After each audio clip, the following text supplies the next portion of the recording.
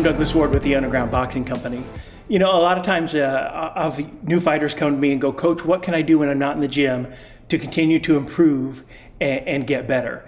And it's kind of tricky because you want to give them enough things that they can work on, but not something that they're gonna jack up their technique and start acquiring bad habits, especially early on. So there are basically three things I'll give a fighter that say you can work on these things and they're safe to do on your own. They don't require my supervision as long as you stick to the basics and adhere to proper form. So there are three things I'll basically give a fighter. The first one is, it's been around forever, and that's shadow boxing. I mean, you can't really do too much shadow boxing. The crucial part of this is using a mirror.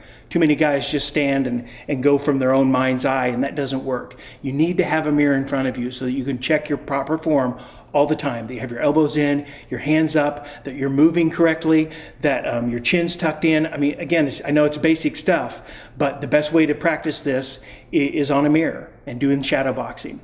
The second thing I'll have them do is work on the slipping cord.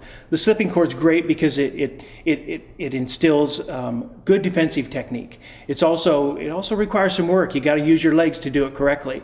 So you make sure as you're slipping under the cord to drop your butt in the ground and use your legs, use your quads. Don't bend at the waist.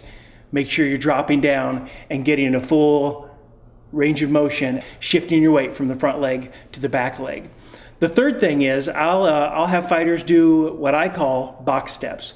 And this is great for beginners because it gets them used to stepping with the proper foot in the proper direction. This is a great exercise because it works the fighter's legs and ingrains in them some basic technique. If they do it over and over and over, you won't have to tell them once they get in a sparring situation or in the ring, don't cross your feet over. That it'll be intuitive that they just step with the foot in the direction that they're going.